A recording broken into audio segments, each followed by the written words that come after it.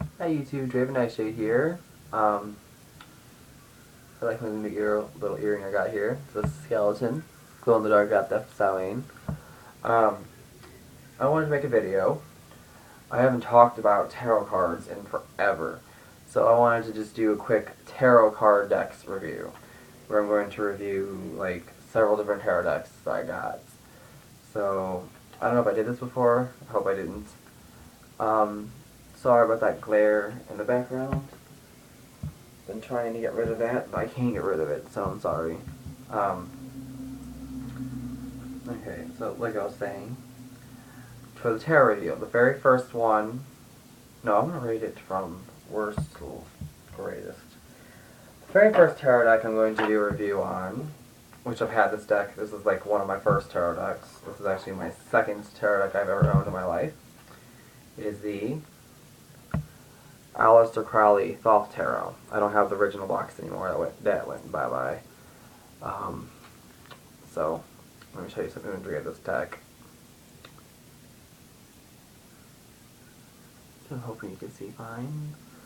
I can't really get a good look at it because of this freaking glare from the sunlight.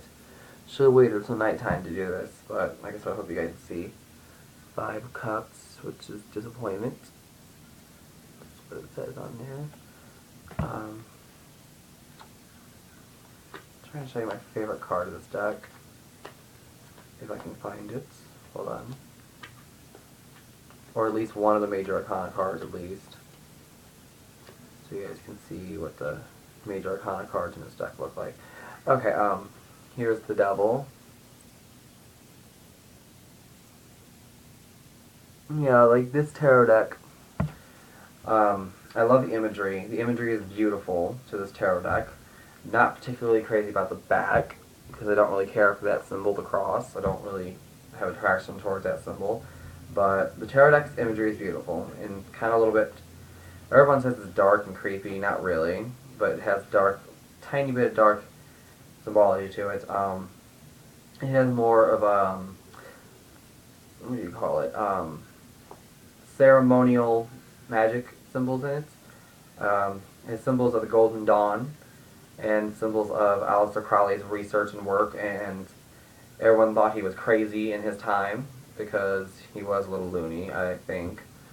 But I liked his work.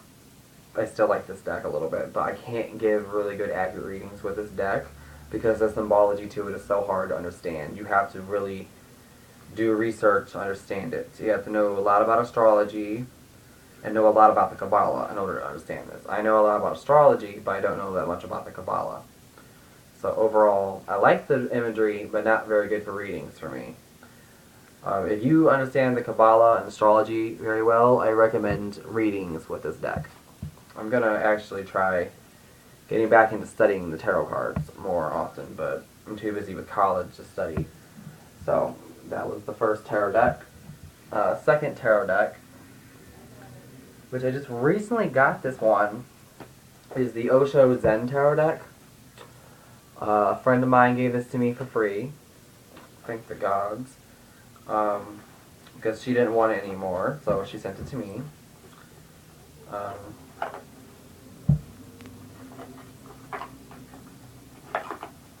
Okay, hold on, let me pull out the deck. I have the book and everything in the box.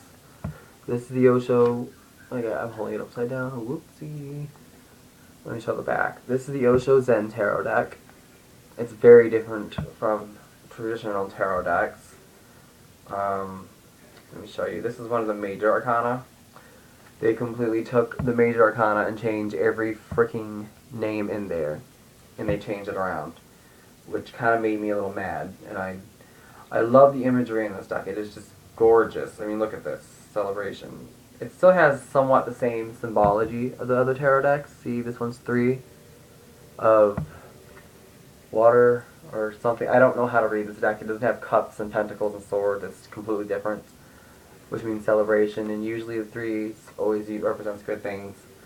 We have this card, which I think is the king or queen of rainbows, maturity. If you can see it, which I am hoping you can. I'm going to try blocking that sunlight off a little bit more. There we go. And let me show you one more card, which is the 5 Rainbows. It's called the Outsider. This card's pretty freaking obvious what this one means. The little boy is trying to get in the gate because he thinks it's locked when the lock is actually unlocked the whole time. So overall, this tarot deck is a very beautiful deck. I love the deck, but I can't give really good readings with it because it's a completely different system from the regular tarot system that I'm used to, the Rider-Waite system. And this tarot, the only card that's actually true to the original one is the Fool. That's it. Other than that, I'm still trying to learn how to use this deck. I mostly try using it for daily. I just draw a card each day, so I'm trying to get used to it, and I just read from the book. I keep it on my altar, each card, and what it represents, what I should watch out for, or just my general knowledge for that day. Here's a little booklet to it. It's a really nice book. I like the book. And on the back of it, it shows a picture of Buddha. You can see it barely. There it is, Buddha. And it says, the Zen attitude toward life is that of laughter, of living, of joying, of celebrating. Zen is not an anti-life, it is life affirmative, accept all that is. This very body is the Buddha. So it's all about Zen Buddhism. So I like this, but not very good for readings for me. I can't really give good, accurate readings with this deck at all. Next tarot deck, which I've showed this deck like I don't know how many times in my videos, which is the Deviant Moon Tarot. Why is everything showing backwards? That makes me so freaking irritated. That it's all showing backwards on the camera. But that's how things are in cameras. So, hold on. This tarot deck is what I use for my readings. This one is actually like very close to the Rider-Waite system. Here's the High Priestess card on the back of the cards. The back is what I like the most. It is just amazing. I really like the moon, so that's why I got this deck. This one's kind of whacked. Not whacked, why I say whacked. Some kind of creepy and dark imagery, and I love dark and creepy things. Like, it's part of the dark subconscious of the psyche. This is the card, the World. I'm just going to show some of the cards in this deck, and it really speaks to me because of that. That's like dark imagery to it, and I really get this deck. I lost a little white booklet to this deck, so I have to rely on my intuition half the time for this deck. Well, you should rely on intuition for readings anyway, but like I said, I like this deck. The cards are a little bit of a bitch to shuffle though, because they're a little bit bigger than regular tarot cards. To me, at least they are. I can't riffle shuffle these things very well, but I can just do regular shuffling, and I like the way they feel. They're goodly laminated, and they're good card stock, so these cards will last a while. Yeah. So, let me put this deck over. Let me show you guys. Can you put this thing? Or no, I have to do this. Can you see? Yeah, okay. These are my 3 tarot decks that I use. I had 4. I had another Rider-Waite deck, but I gave that to my friend Black Rose Butterfly because she didn't have a tarot deck. And I wanted to show her. I wanted to let her have a beginner deck because I understand it's hard as hell to understand tarot once you get the Rider-Waite.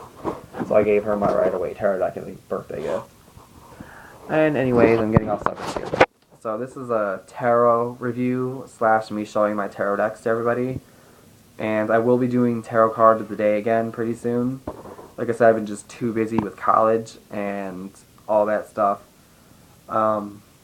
So I really don't have time to do anything else. I don't really have time to study for tarot. I don't even have time to barely do any of my rituals every day anymore. Until next time.